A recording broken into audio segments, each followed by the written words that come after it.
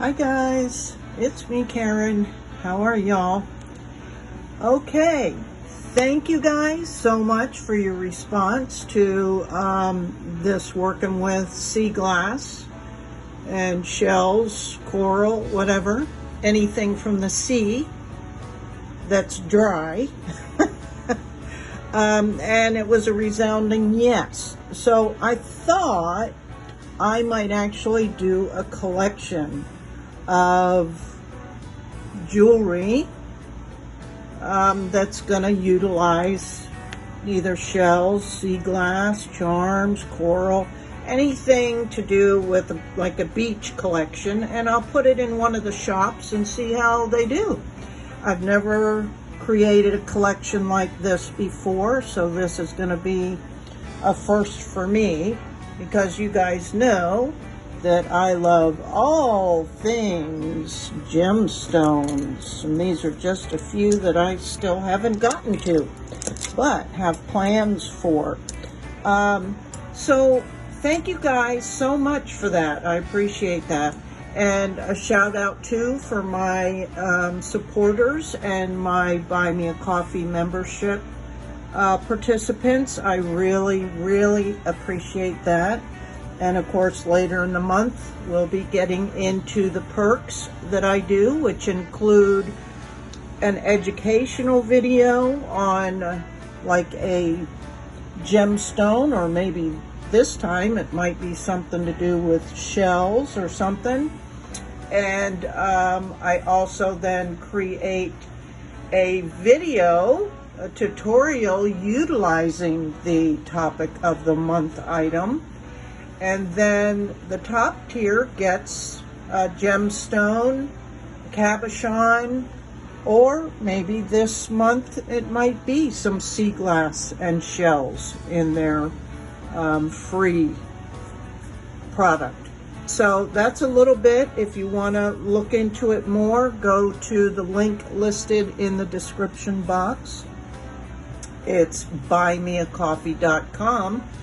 And you can even just buy me a cup of coffee or two without any commitment, or you can check out the membership information. But thank you guys for everything. I really appreciate it.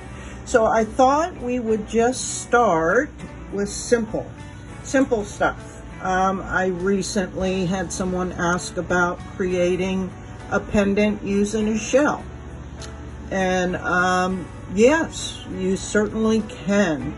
And I think I'm going to do this one today, or at least it'll be one of the two. I might get two done in here. And then just a simple pendant.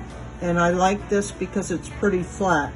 I am at some point going to experiment with using my grinding machine to help me with some of these, because a lot of times the sea glass, unless you purchase it from someone who's already ground them down, a lot of times the sea glass, let me see if I have the bag out,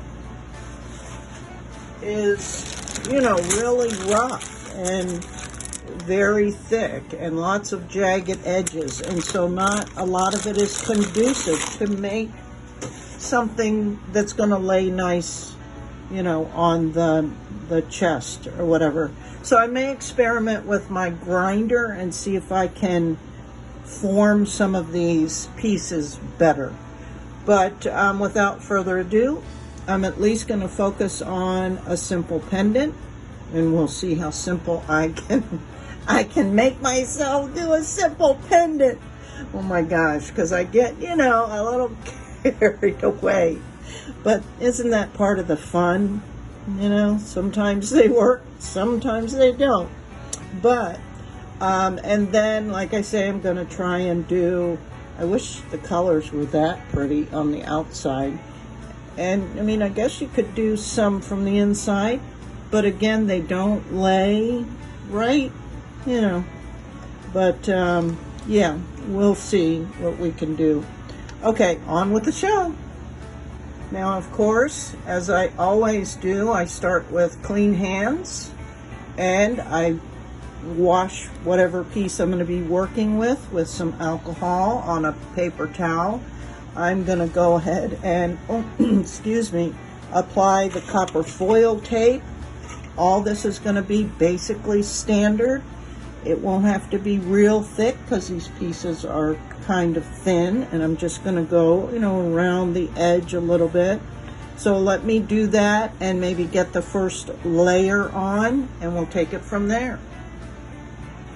Now, to point out, because there's a lot of, you know, crevices and unevenness, don't be afraid to use either little scissors, say to cut corners, literally, not to save time, but to make things lay down nicer. You'll see me do that frequently, even with cabochons. So you can cut them and then the piece will lay down nicer, right? Instead of having all these jumbled up edges and creases and all that. And then use, you know, something, if you have a burnishing tool, that's fine. Something like this that can get in all these little areas. Because with something like this, again, you want to really get down in there and burnish. I like a cuticle stick because it has this angled flat part and then a point that you can really get in there and smooth things down and push them into all those little crevices and stuff. Right? Super, super important so that this tape doesn't lift up, because you're going to be putting flux on, either liquid flux like I use or even paste flux, and that flux will seep up underneath this tape. So it's super important to get this as burnished and as nice, tight seal connection, if you will, as you possibly can without tearing anything. But even if you tear it, you can repair it. So this, to me, the burnishing is like the #1 most important step. I think I saw somebody comment on one of the Facebook groups that she thought she might have burnished too much because when she was soldering, the adhesive was coming out. And if she is a subscriber, I want to say that it's not because you burnished too much. It's probably either because the tape is old and that adhesive is getting old, and that you're staying in that one spot too long, or you're overheating your piece, right? That will create that adhesive to melt even more than it's normally going to do, and then that pushes it out from underneath.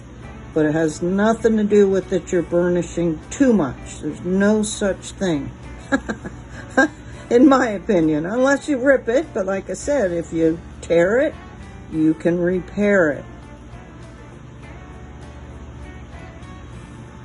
Okay, I'm going to continue this. I'll spend the majority of my time on burnishing. I'd also like to point out that because Seaglass can be transparent, I'm probably going to take the opportunity to trim some of this tape back that's on the back, so it's not quite as noticeable. I don't mind this little edge on this side, but you can see how much is on this side. So for that, you just take your Exacto knife and be very, very careful, because these suckers are really, really sharp. And just take your time. I usually start at like an edge that's kind of how I like it, and then just take your time. And when you get to a spot that's like extra thick, because either it's a corner or you've overlapped it, do like a sawing motion to really allow the blade to get through the layers. Don't be in such a hurry just to drag it, because you can absolutely tear it at that point. So see, I'm doing like a sawing motion.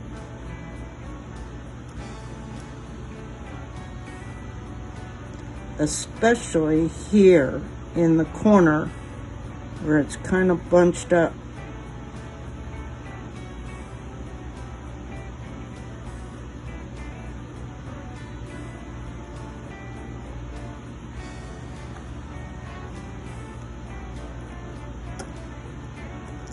And take your time with this. Don't get, like I say, in a hurry, because that's when you can cut yourself or totally tear these the tape. Okay, I'll show you when I'm done. And here's the back of it. And then once you do that part, don't be afraid, because you know the edges might have lifted a little bit. So go back over and burnish those trimmed edges down again, because just the action of tearing that tape off that you just trimmed can lift it a little bit, right? So I always go back and re-burnish that section.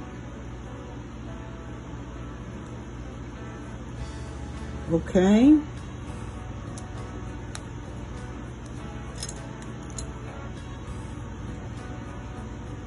Now I'm going to go ahead and flux it and get the layer on, first layer of solder, and I'll be back.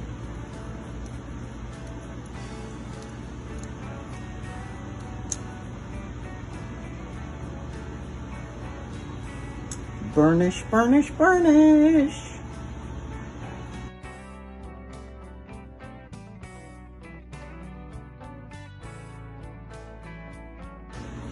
Okay, and here's your basic pendant, really. Soldered on the bail. I just used a 16 gauge pre-tinned copper wire. They do a much better job than I can of smoothing it out. And now I'm just going to add a few dots, okay, decoratively, and see what we get. I'm using silver gleam on this piece because I just wanted to keep it nice and silver. So let me do some decorative dot. And I'm going to hold the piece so I can kind of control where these dots go. Again, keeping in mind that gravity plays a factor in this. If I lay it down, the dot may go down the side, and I don't want that. I want it to kind of stay up on top. So let's see, just a little bit. I'm going to start on this end.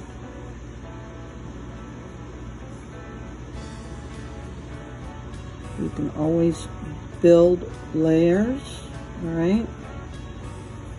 So if the first one's too flat, keep in mind too that if your piece gets too hot, see, the solder may, you know, not give you a nice round ball. So you can let that cool off just a tad and go back over the top. If it starts to peak like that, put a little bit of flux on there. And grab just a little bit. It's kind of big.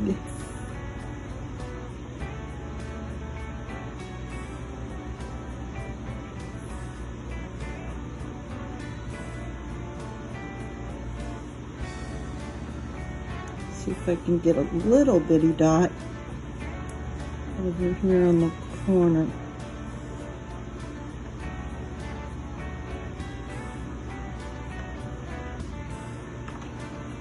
Let's see if that's enough for this piece.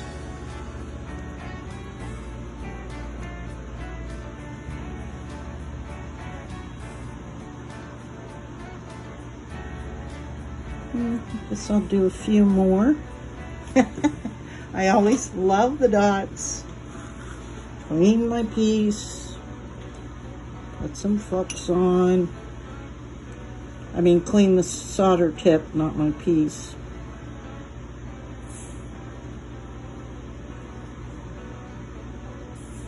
Oh, too big.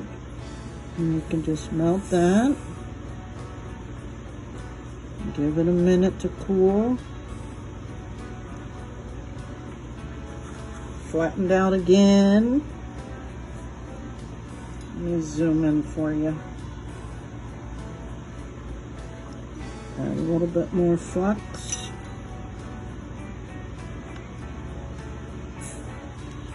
I think the piece is too hot.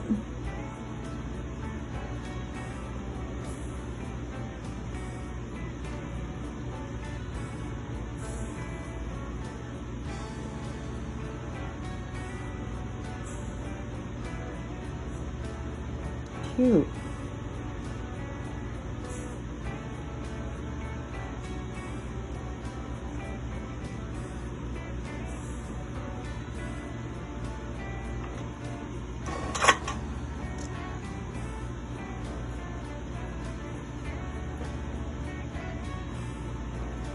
Might as well do this side, right? Since we're going for it. I'd like to try and keep this side smaller though. See if that's possible. That's decent. I like that.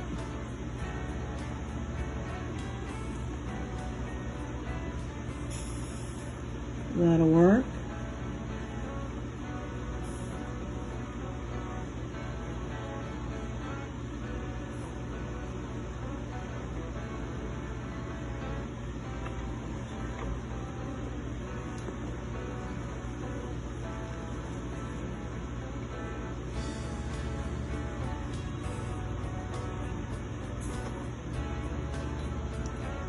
Kind of got a little peak, so let's just tap that down a little. There we go. Let's try and get one on this other side. Oops.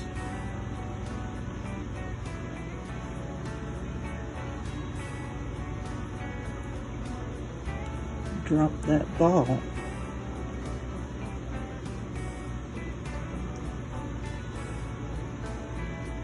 There. But I'm going to try and do something with that there. Maybe add just a tad to this little one.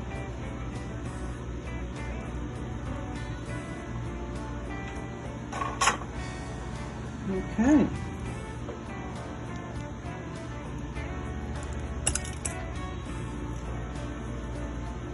Cute. So I'll let that cool, and I'm going to move on to the shell, okay? I'm going to get it taped and the first layer on, and I'll be back. So again, same thing. All these little ridges and everything, we're going to have to burnish like crazy. And we'll address if there's too much hangover in the back, but we'll see. I'm going to go ahead and use those little scissors to cut some in, strips in there so I can lay this down nicely, and then this folds over.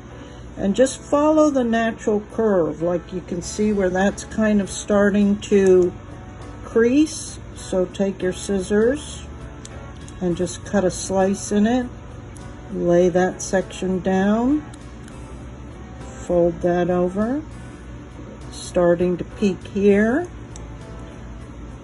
That's how I do it anyway. And that can lay down, and this will lay down nicer. I think we can get up to here. Right? And just kind of follow the natural flow. Here, I think I want another slice there. And when you're folding over, just make sure that there's no bare spots, all right? Something like that. And then we're gonna burnish like crazy. And that's where, again, I like this cuticle stick, because I can really get in all those little lines, those little grooves and ridges. Because this may have, you know, a bigger tendency for the tape to lift. I'm not sure. I've not ever done one like this. So we'll see. But burnish like crazy. And if you're not sure, go back over it again. If you see anything that looks like it's lifting, really burnish it down. Okay, I'll be back to show you.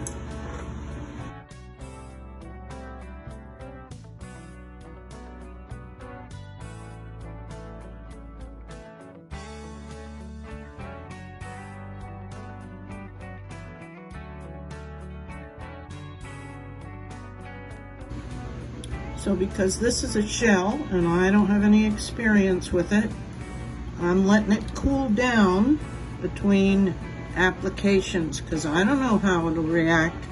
I would think that too much heat might cause it to break, but I'm not sure. And I'm paying attention to, like, if the heat from this side has affected the tape on this side. And if it has, I can easily go back in and burnish that down again before I continue, because I don't want anything lifting even before I get the solder on. That's not good, right? But that looks pretty.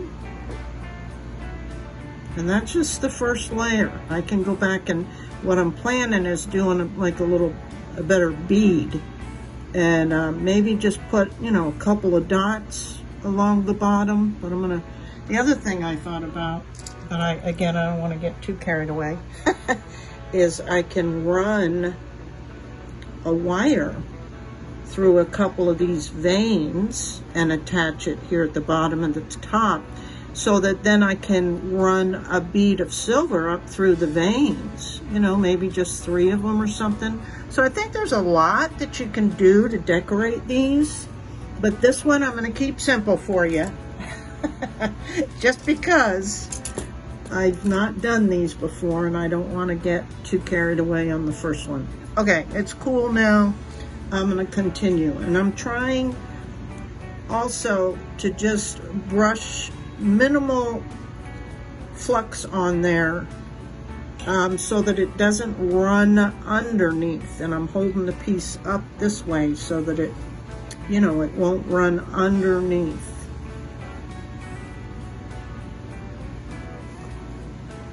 And I'm going to hold it, see if I can get a good position without banging the camera.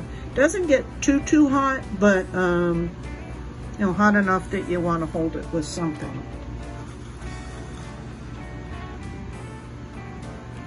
And again, I'm using silver gleam on this one because I was just going to keep it, you know, silver. And I'm just kind of holding it and letting it melt into those grooves. How pretty is that? That it keeps those grooves. Almost looks electroplated.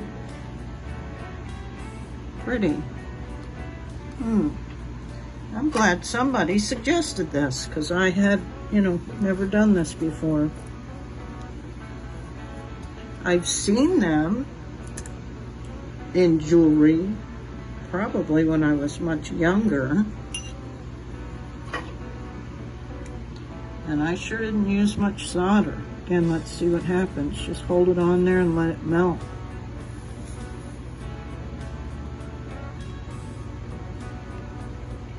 You can always add more.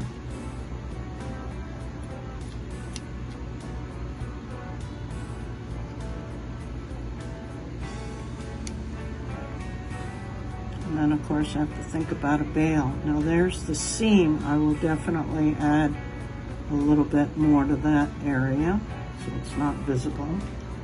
But that's basically it, guys. See, and of course be careful you don't crack it. And even after it's soldered, once it cools off, if you see something that looks like it's, you know, not laying down flat, you can always go back and burnish that area, just like a silversmith does. Yeah, cute. I like it. I think it's pretty. Okay, I'm gonna put a bail on here and just do a couple decorative things and I'll be back.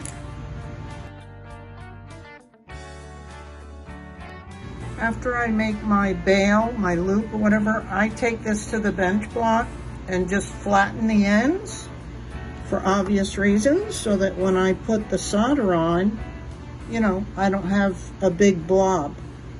Like that flattened silver will be lots less. Like this one, you see how flat that is? That's because that's what I did with this one. Okay, let me get that set up and get that on.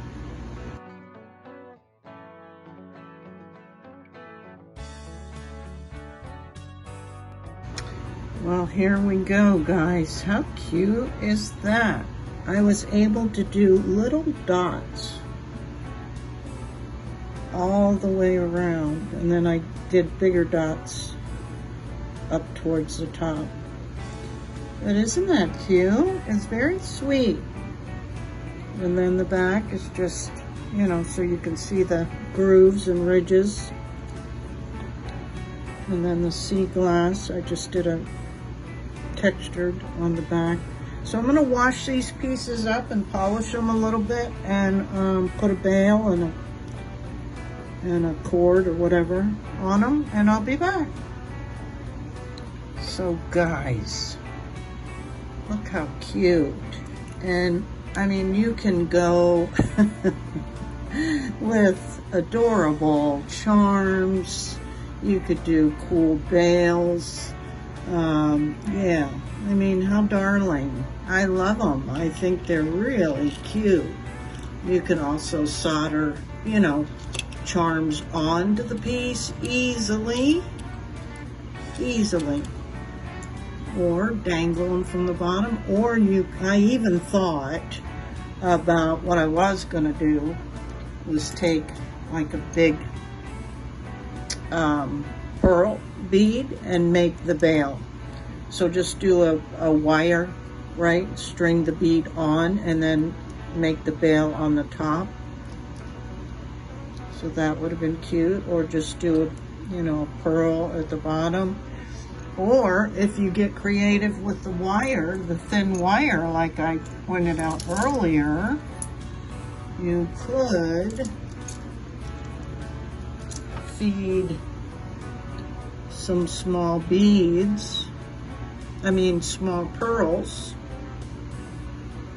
onto the wire and attach it and decorate it either on the side or run it up the center, or just do pearl up here, or there's, you know, it's crazy what you can think of just by getting your stash out and playing. You don't have to attach anything until you kind of decide. All right? I mean, how cute would just be attaching one pearl? Would be so cute. And anywhere. Same with the charm. I mean, you can get these small little ones and attach, you know, attach a charm, find a little fish. That would have been cute. But anyway, I think I'm just gonna put jump rings on these, because the bail makes them look a little too fancy, and the bail's kind of big.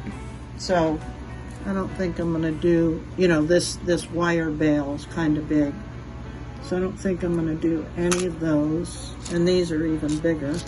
I'm not going to do those. I think I'll just do jump rings. Okay, I'll be back. So there you got it, guys. What do you think? I think they turned out super cute.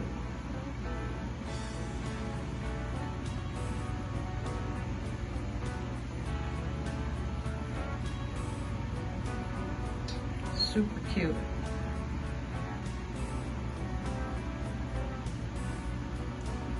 So next one I'll get a little bit more creative and try and incorporate, you know, more than one component, we'll say, like I did on the other one, and just show you the only one negative, semi-negative comment I had was that they didn't like how most of the coral was covered up, and I agree with that, but at the time I didn't know any other way to kind of attach everything together, but now I have some other ideas.